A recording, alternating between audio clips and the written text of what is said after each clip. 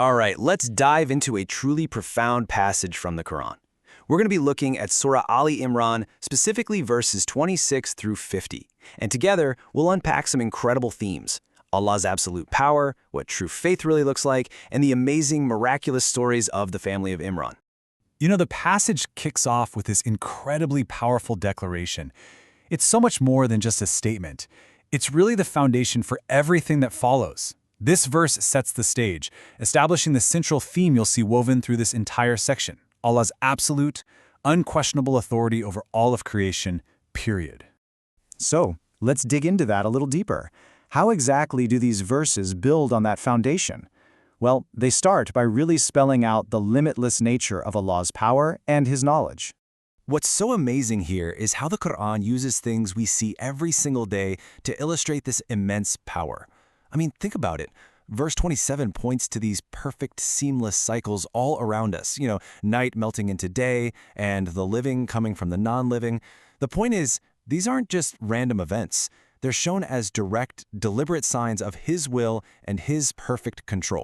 And that power over the entire universe, it's perfectly matched by His intimate knowledge of us on a personal level. His knowledge is just absolute. Nothing in the heavens, nothing on earth, not even the deepest, most hidden thoughts we have in our hearts is hidden from Him. It's all known. Okay, and that leads to a really crucial point: accountability. You see, the verses remind us that with that kind of complete divine knowledge comes a day of reckoning, a day when every single soul will find everything it's ever done, the good and the bad, laid right out in front of it. It's a really powerful reminder that our actions, they have eternal weight. So when you're faced with this reality, this absolute power and knowledge of Allah, what's the next step?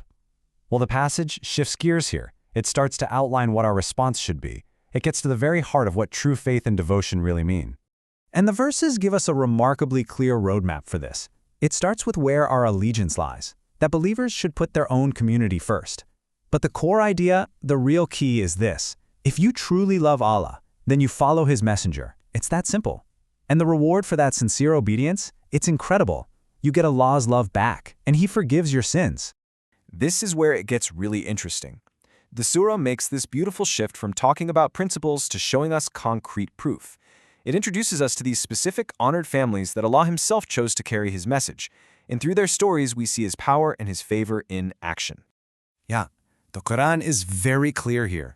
Allah says He specifically chose these individuals and their families above all the nations. And this wasn't random at all.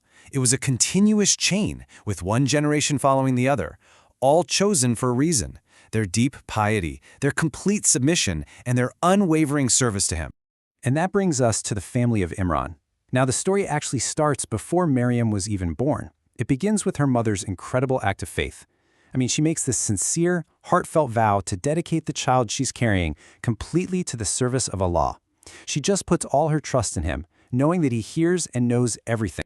So what happens next? Well, this next part is all about the incredible results of that trust. We get to see the miraculous events that unfolded around both Maryam and her guardian, the prophet Zechariah. So Maryam grows up in this environment of absolute purity and devotion, with Prophet Zechariah looking after her, and Allah honors her incredible piety in this just extraordinary way.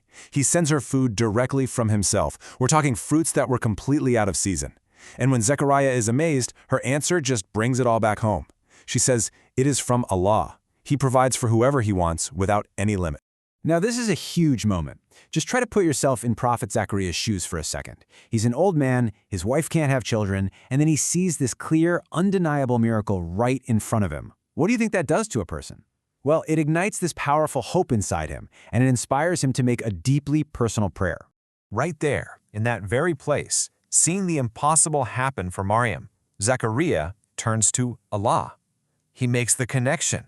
He realizes that the same power that can bring miraculous food can also grant him a good son, even though by all worldly logic, it's completely impossible. And check this out. The response from Allah is immediate. Like, while he's still standing there praying, the angels come to him with the good news. Not only will he have a son, but they tell him his name will be Yahya, a name chosen by Allah. And this won't be just any son. He's destined to be a noble leader, a chaste man, and a prophet. And from here, the story builds to its absolute pinnacle. It all culminates in the story of Maryam's son, the prophet Isa. His entire life, from his very existence and his birth, all the way to his miracles, is one of the most profound proofs of Allah's absolute creative power. First things first, Maryam's special status is confirmed directly by the angels. They come to her and tell her, "O Maryam, indeed Allah has chosen you and purified you and chosen you above all the women of the worlds." They're preparing her for something that has never happened before and will never happen again. So naturally she asks how. How can she have a son when no man has touched her? And the answer brings us right back to the central theme we started with. For Allah, the laws of nature, as we know them, they just don't apply. His creative power is absolute. When he decides on something, all he has to do is say be, and it is. The birth of Isa is really the ultimate demonstration of that power. And then Prophet Isa was given these incredible miracles as signs for his people. I mean, he could make the shape of a bird out of clay, breathe into it, and it would become a real bird. He healed the blind and the leper. He even brought the dead back to life. But, and this is so important, the Quran repeats it, he did none of this by himself. Every single miracle was only possible by Allah's permission. It constantly reinforces that he was a messenger, and all power, all of it, belongs to Allah and Allah alone. So what's the big takeaway here? You know, the stories of Zakaria, Maryam, and Isa, they aren't just fascinating history lessons. They are powerful, timeless reminders that for the one who is the absolute owner of everything, nothing is impossible. And that kind of leaves us with a question to reflect on, doesn't it? What are the impossibilities we're facing in our own lives? And are we bringing them to Him in prayer with that same deep, unwavering conviction that we see in the family of Imran?